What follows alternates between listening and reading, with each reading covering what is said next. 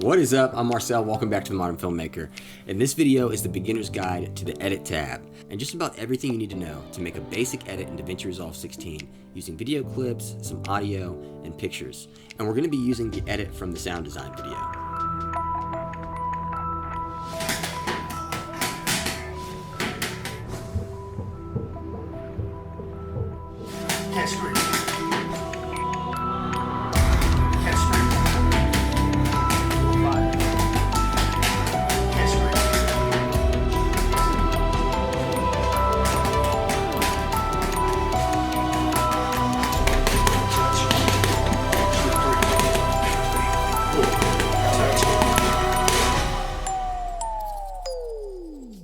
I know it may look complicated, but it all started with just laying down the clips to the audio and then putting that logo at the end. And that's what we're going to do today. And in the future, we're going to get in the Fairlight tab and how I mix the audio together. And we're also getting the color tab and how I colored this project. So I've already imported all my media into the media tab of Davinci Resolve. And there's a couple things I've already done. You can see I've got videos here, I've got some audio, and I've got one picture, just a PNG file. And with the videos, I've already made in and out points, which I showed you all how to do in the last video. You just go to the portion of the video that you want to actually select, and then when you want that clip to come in, you hit I, like so, and you can see how that marker changes there.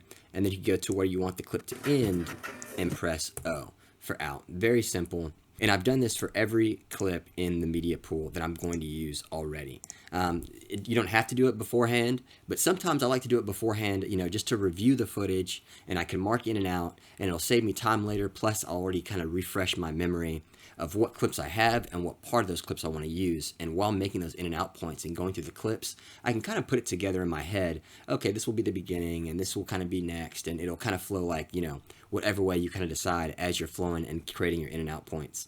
And the other thing I've done already is made optimized media. And like we showed in the project settings video, if I go to project settings, you can see that I've got a 1080p timeline here, just really simple, 29.97 frames a second, and I've got my DNHR HQX, which if this is for 10-bit footage, if you're just using 8-bit footage or less, you could just use HQ or SQ, but I would highly recommend HQ. That'll at least be 8-bit, and which is which most cameras will be capturing.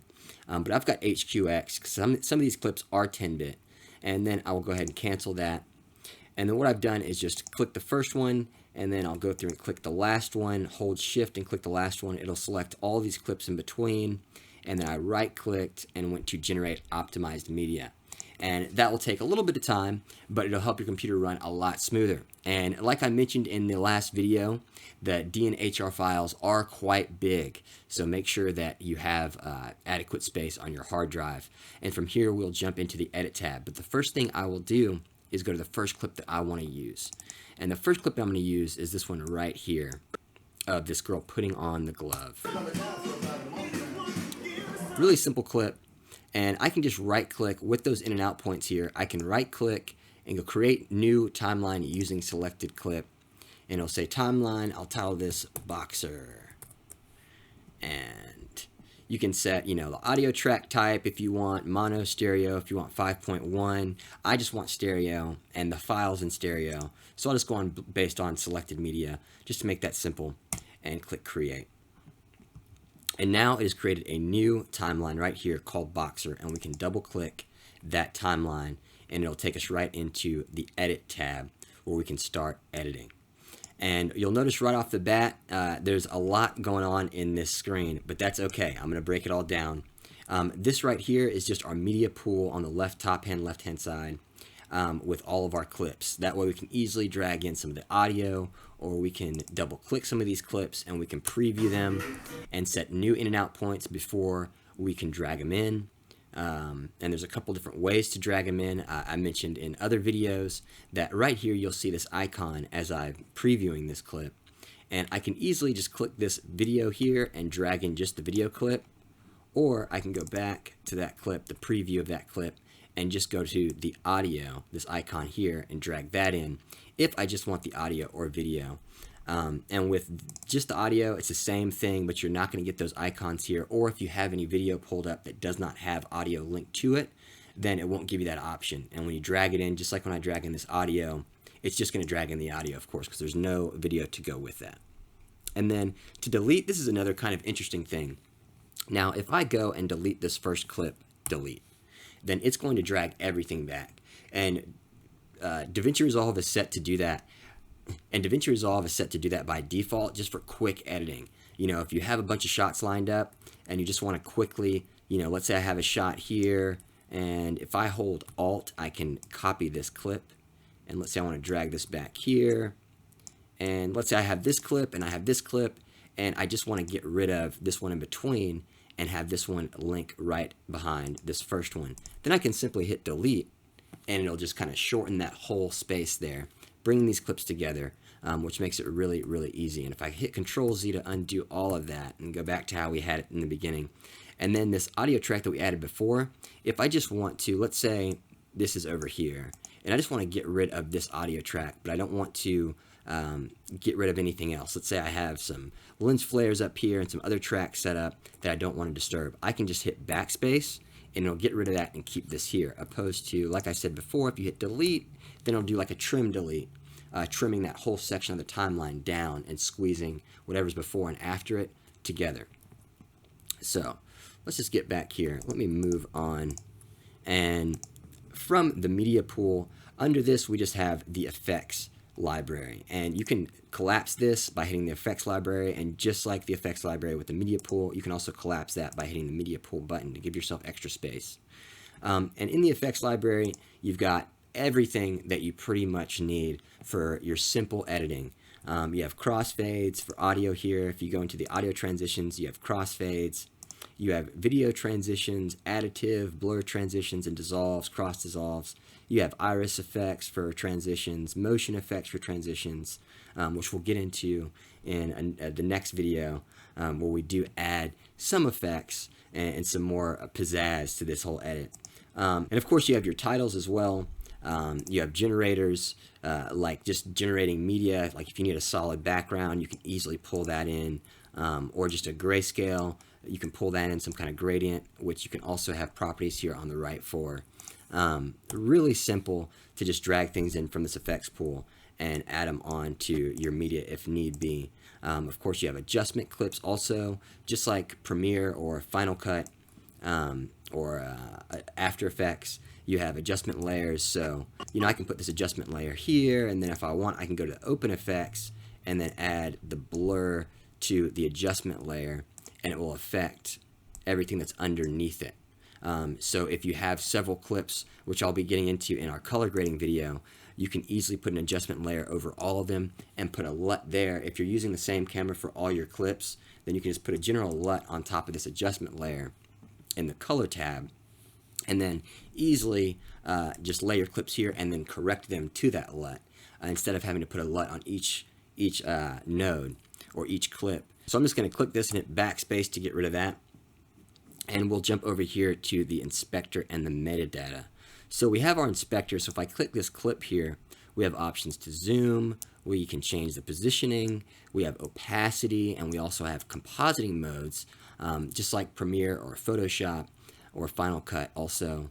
And we also have rotation angles, so we can change the rotation. We have anchor points in case we want to make a new anchor point. Like the anchor point would by default be in the middle of this clip, but if we needed to move that around, we easily could. So let's say we want to move that here, and now you see it's rotating kind of awkwardly because that center point of rotation is not in the middle.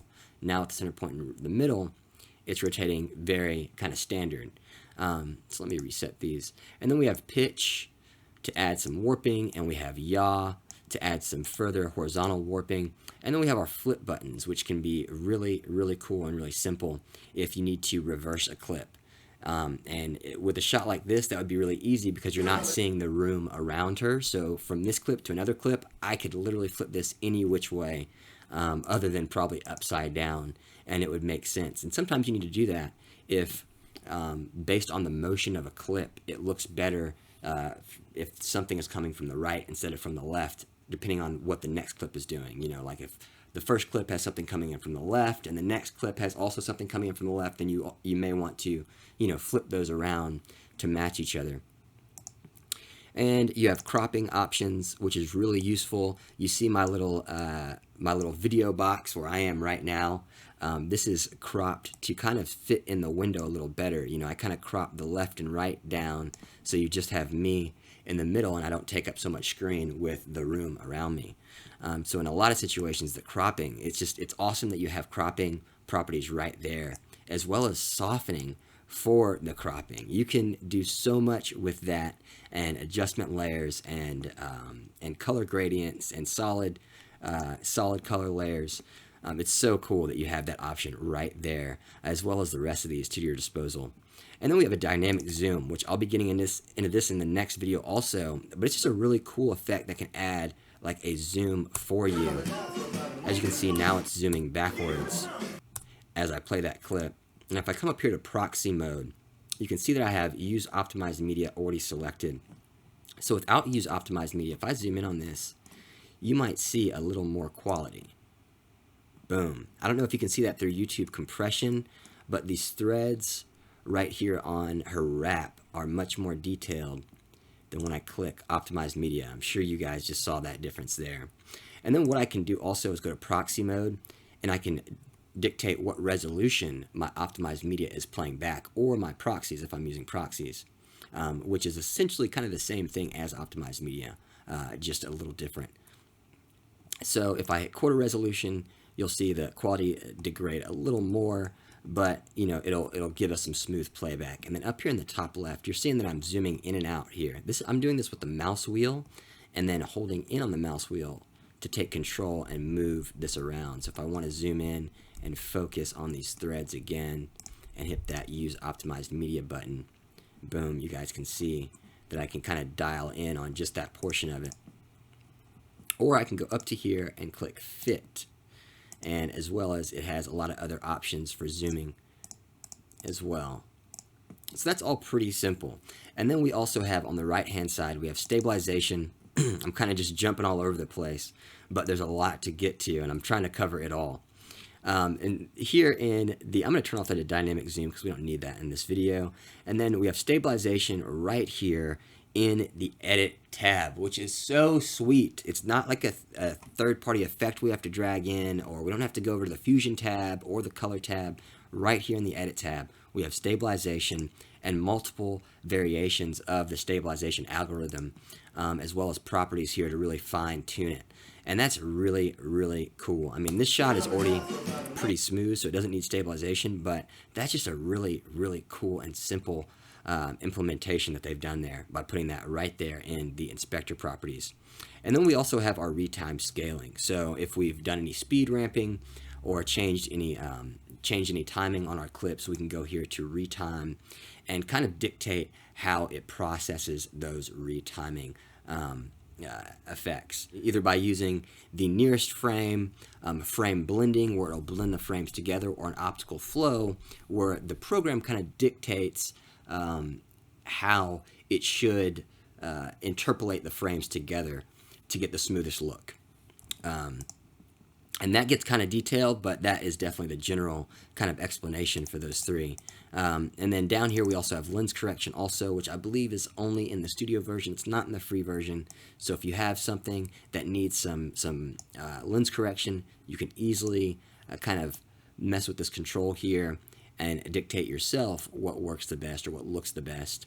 And you can also hit analyze, and it'll go through and analyze the clip for you. And you can see here it did absolutely nothing, because it was like, no, you're fine. It's a 25mm lens. There's no distortion here. So another couple things is on the far right, you have reset buttons for all of this, which is really cool. You've seen me use this here as I was explaining it, just to reset some of these properties really quickly.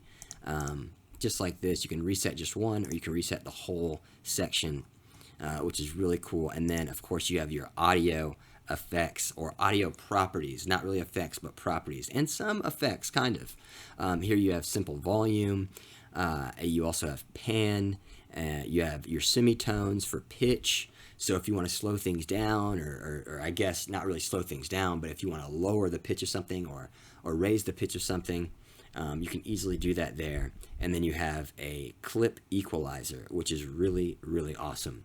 And I love that so easily. You can come over here to a clip, and if you have any bad frequencies, you can turn this on, and you can get rid of some of the bands that you don't want. And let's say you just have one bad frequency you're looking for, you can comb through here, play things back, and kind of search through.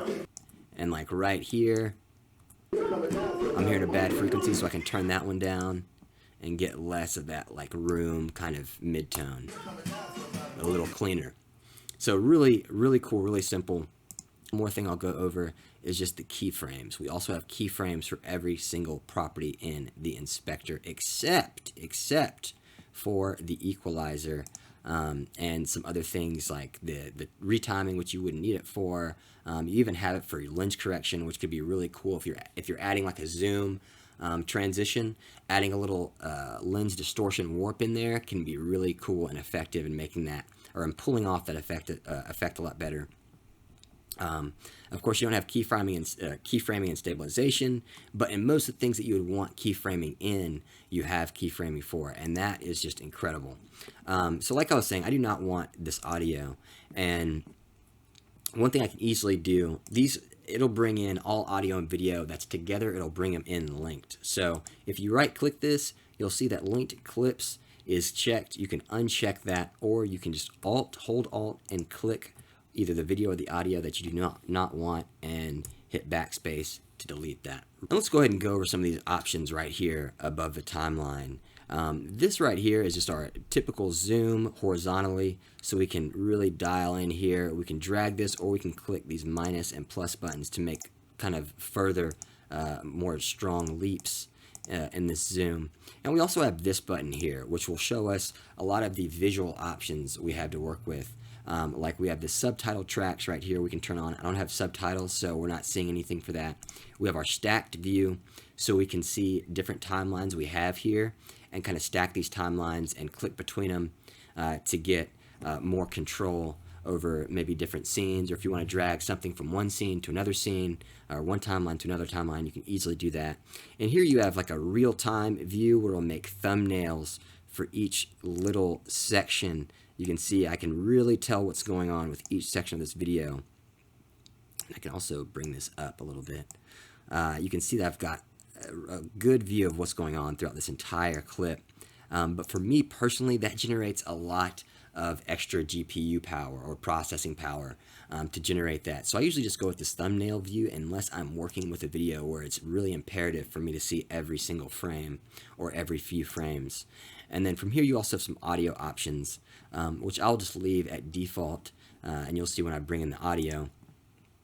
And then you have track height, so you can change all the video track heights. If you're working with a bigger monitor than I am right now with more resolution, you can easily just make all these tracks bigger to take up more space, and you can do the same with all the audio tracks. And of course you have options to grab these tracks individually and make them whatever size you please, which is really cool. And then of course you have controls to drag all of these options over, and I can close the inspector, and then we'll go over here to the metadata, and you guys can see that I've got this clip is 4K, it's 60p, it's H.264 and linear PCM audio. It's 2-track stereo audio, and it kind of gives us the start duration, the end duration. All of our simple metadata for every clip will be right over here, and we can see this from the timeline, or we can click on tracks right over here, and when they come into the preview window, it'll give us their properties in the metadata right off the bat. And then we also have our mixer, which is right here, which we won't need much today, but it's always good to have here just in case. When you're working with audio, you want to know if your audio is clipping, how loud it is, and it's just good to be able to see that right there. But if you need extra space, you can of course collapse that also. So I'm just going to leave our inspector open and go back to the beginning and start laying these clips down. And the first thing that I usually do after I bring in my timeline, my first clip to make the timeline, is I'll bring in my audio. Like I've mentioned in several other videos, to me the easiest way to edit is off music. A certain song or tune can really bring the feel that you're going for. And for this, I want this to be intense. I want it to be, impactful, and I wanted something kind of like something that builds. So I've got this little track here that has a really nice build to it.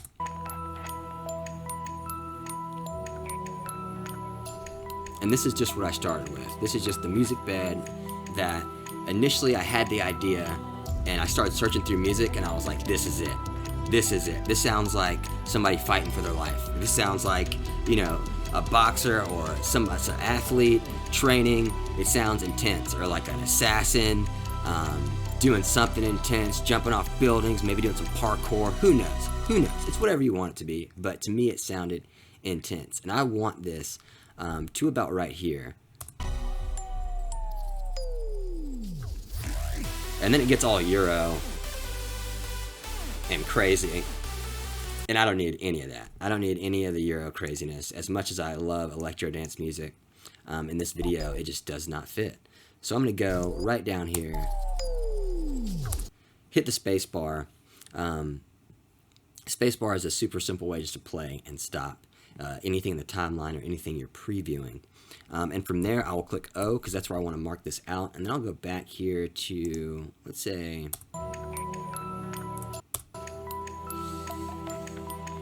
I think I want to go even further back than this.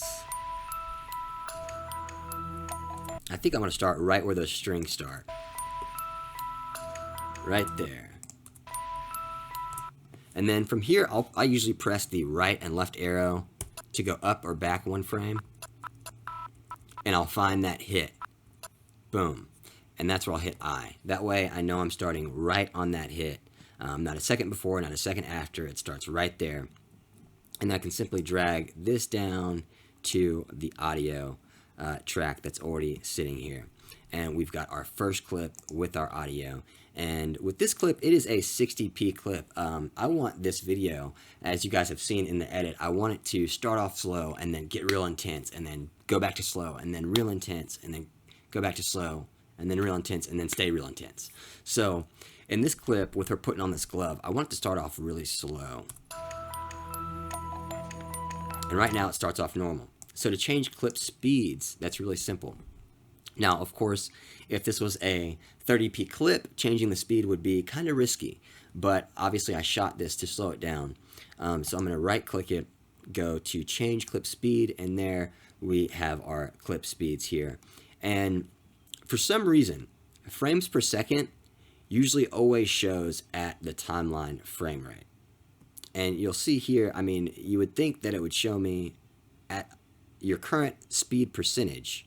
Let me open this back up. At your current speed percentage, 100% frames per second is 60 frames, but it's in a 29.9 frame rate timeline. So I think that's why it gives you that default.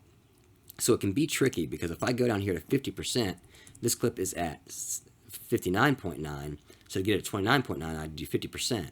And then in change clip speed, it says it's playing back at 14 frames a second. And that's not correct. So I don't know if anybody out there that knows more than me, which there are so many of you out there, can explain this in the comments below. But it's still going to be showing this at 30 frames a second. It's still taking the 59.9 and taking it down to 29.9. So why it's showing me 14.9, I don't understand. So just don't get confused by that.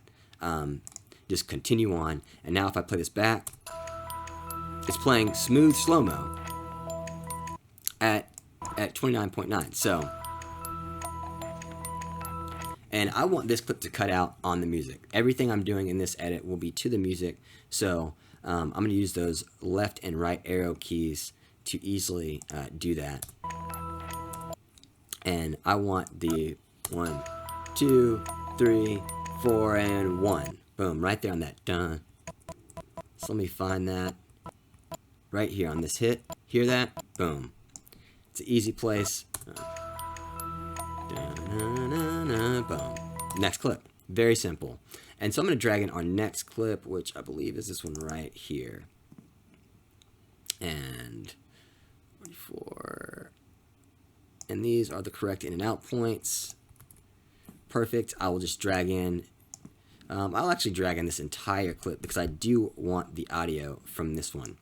Now, when I try to drag this in, it'll try to put the audio on the first number, on the same number audio track that the video's on. So you can see if I have the video track on video 1, it's going to automatically try to put the audio track on audio 1. So the easiest way to do this is just to move the audio down.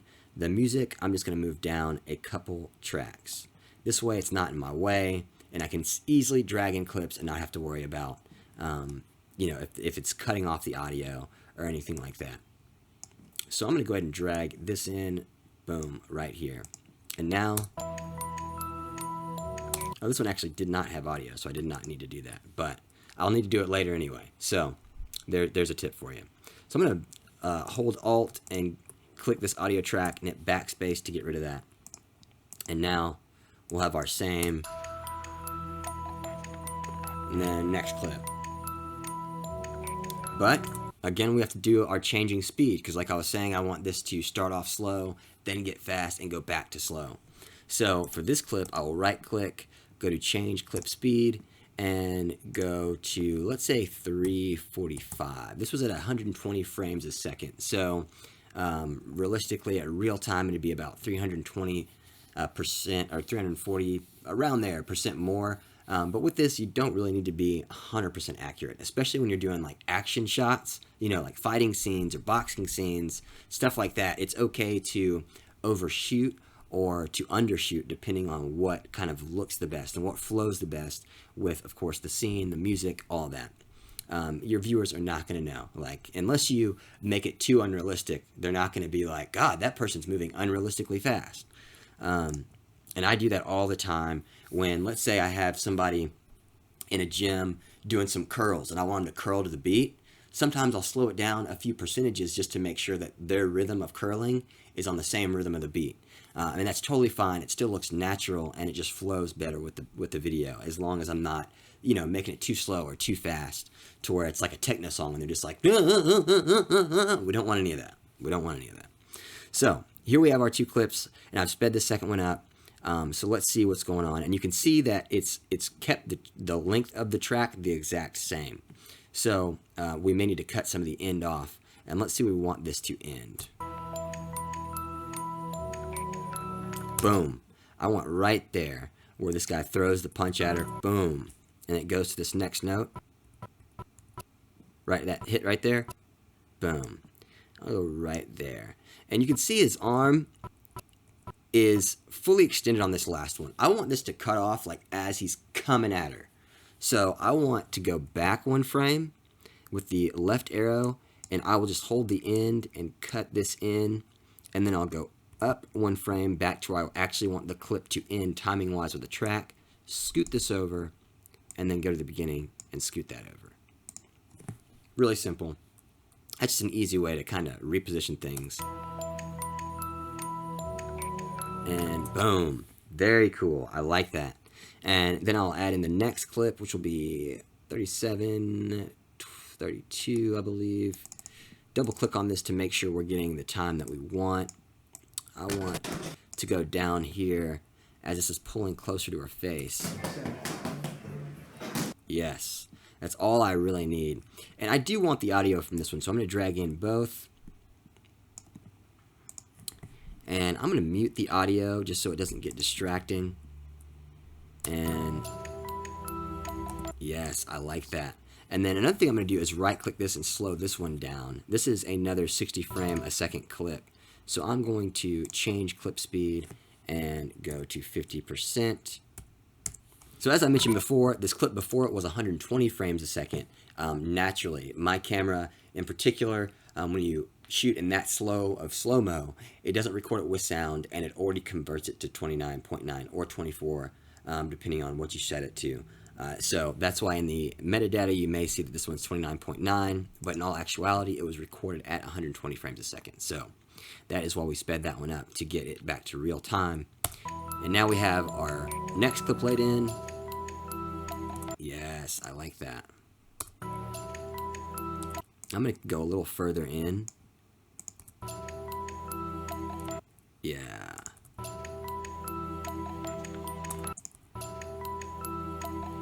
Yeah, very cool. I like that.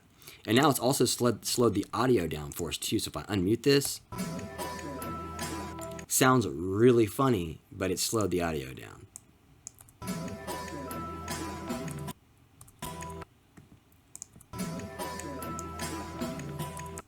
I'm going to make this a lot longer, actually. I'm going to mute this again and do that same kind of 1 bar timing. 1, 2, 3, 4, and 1. And right there, I'm going to find that hit on the 1 and stretch that out. Oh yeah, that's cool. Actually, I'm going to make that a little shorter even. Let me go to this clip and see where it starts. Yeah, actually, I'm going to end it at the same place, but I'm going to get more of this action in here. So I'm just going to scoot it down, scoot this back. Very good. Then the next clip is I'm going to drag in, let's see, 3725. If I double click this, and you can see we have our in and out points right here. And I want this actually further down. Right here, I want to add a frame, and I'm going to right click, mark in, or I can hit I to mark in. Out of focus, she comes into focus, bop, bop, bop, bop, bop, and out with O. And then I'll click just the video track, because this one is another slow-mo clip with no audio. I'll just drag this one right down the timeline, and we've got... Very cool. And that'll end right here. Actually, this one will have to go fast again. So I'm going to right-click, change clip speed, 345, and boom. Yeah, and this one's going to be 2 clips. This 1 bar of the 1, 2, 3, 4. It's actually going to be 2 clips. So it'll be swoop, bop, bop, bop. And then straight to another clip, which will be this next one here. And this is technically against the rules, coming from a shot on the opposite side and then jumping to a shot that's on the complete opposite side of the scene. That's usually a no-no. But in this situation, I feel like it works. And as the creator, it is up to your discretion because you are making your creation. It is not anyone else's, so do not let anyone else tell you what is right or what is wrong. So we are going to move this right in, and then we're going to speed this clip up also. And change clip speed, 345. I know when they made The Matrix, and they were like, let's color grade the whole thing green. People were like, are you kidding me? That is not accurate color correction. And I was like, I don't care. This movie is incredible. Thank God they broke some of the rules and did some new age. Anyway, so with these 2 clips here, bam. I'm going to scoot this back a little bit by going over a few frames with the arrow buttons, 1, 2, 3, 4. Scoot this, and yeah, because I want that swing to be where this clip cuts. Right there. So let me go forward with the arrow keys to see where the music is. Right there. And I'll scoot this back. Yes. Sick. Sick. And of course, you know, some of these tools up here that are easily accessible with the keyboard, B for the razor tool. So if I wanted to cut this right here, and then I could hit A to go back to the normal selector, I could click that and then backspace, bada bing, bada boom. I don't think I'll be doing any cutting because I have my in and out points already set. But if I was doing cutting, that is the super simple way to do it. B for the razor tool, B for the razor tool, A for the normal selection mode. And boom, I love that. And I have my snapping on here just so it'll snap to other things in the timeline also, which of course right now I don't have much, so it's either going to snap to this clip I have or the cursor. It won't snap to any other grids or anything like that, which I do like. I love that you can just quickly move things around and always snap to other objects. That looks really, really smooth. And we only have a few more clips to go, but some really cool little interesting things.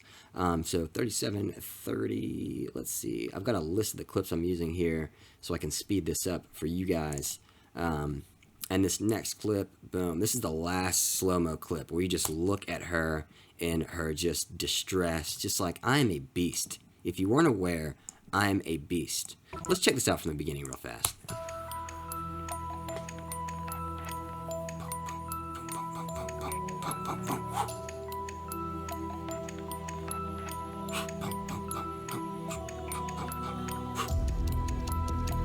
Yes, I'm a beast. So this one's going to sit for like 3 seconds. This one is not going to sit for long. I'm going to try to find, I'm already at the beginning of this one. Right here. Because she's about to look up. And I don't want that in the shot. Boom. There's not really a hit right here. There we are. There's a hit right there. Sometimes if there's not like a hit, sometimes if you're just working with orchestral music where there's no drums or anything like that, it can just be simple to kind of time it with a space bar, you know, like when you want it to come out, play, and then out, boom, and just click it there. You know, if there's not drums for you to use the left and right arrows to kind of find where those hits are, that's a really simple way to find where you want to lay in the music. And the next clip is going to be this one right here, where she really starts going ham, but we're using a different part. We already used a part of this clip, but this time we're going to use, let's see, a little further back.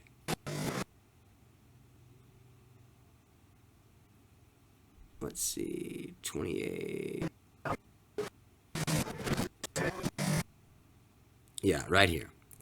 Click in with I, press spacebar, and boom, boom. I love this one because she looks so intense. She looks like she's fighting for her life in this one. You see her get like squinty-eyed there when she comes through with those. When he comes through with those 3 hits, boom, boom, boom. She's like, whoa. I love it. God, intense videos are so fun to make. So I'm going to go ahead and drag this in with the audio. As I mentioned, I don't know if you guys watched the sound design video, but most of these shots, as you're noticing now, do not have audio. So when I make the audio, or when I made the audio for the final edit, I had to go through these clips, the few clips that have audio, and cut out some of those hit points and put them into some of these other parts that are fast without hit points. Like this one has no audio, so I have to go through and put that audio in. Yes, that is so sick. Right here, I want to end that one, so I'm going to drag that over. And then we have 37, 28 right here. This is a really cool shot too. And I'm just going to drag just the video in because this one has no audio. And I'm going to speed this one up also because from here on out, she's just going, you know, balls to the walls with these punches. She's just throwing punches. So 345, we'll keep that same speed. And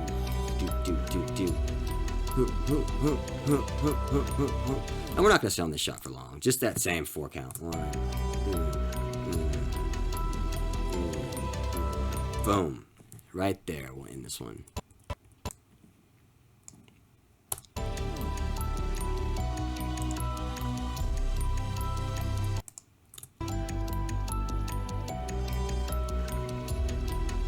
Sick. And then our last shot is 37. This beautiful shot here. And it does have audio. Thank God I have some more audio to work with, because I could have easily lost my mind. So I'm going to drag this whole clip in with the audio. And make sure it's lined up against that previous clip. And I'm going to go where he swings, because he comes from a swing out of this one. So I'm going to go to that swing a few frames back where he's crossing over with those arrow keys. That's what I'm using to get through this. And then scoot that over. And we should have... Yep, I can scoot that back a little more to get our timing a little more on. Yep. Very cool. Maybe I'm getting a little too perfect here for a tutorial, but that's fine. looks like the same exact take. These are all different takes. These are all different takes. I was the only camera guy in the room. So I love that. Half of it is just finding out how to get those different takes together to where it looks like one solid take.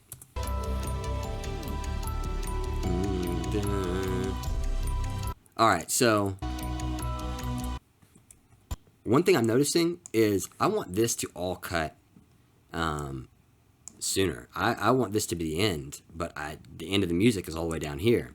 So what do I need to do is delete some of the beginning. And because we lined up the clips to the beat so accurately, every single beat, we already know that we can easily, let's say, cut out, and we did it by bars. So this, remember that 1, 2, 3, 4, 1 bar, 1, 2, 3, 4. So if I want to cut out 2 bars, I can just cut out this first 2 clips of audio. See that? I just drag this over and then scoot this back. And now the ending, all the timing is going to be correct, but the ending will happen a lot better.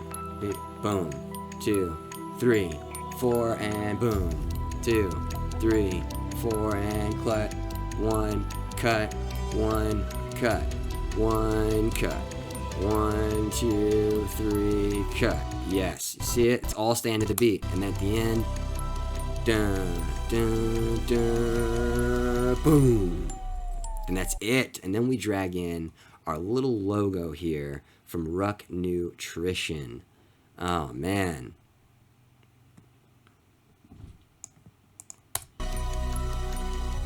I love it. I love it. But one thing is I want to see this swing. I want to see this last swing. So I'm going to actually cut some of the front off and pull it over so we can see this last swing in all its glory before it cuts out. I love that. I love that. Okay, so that was it. That was pretty easy.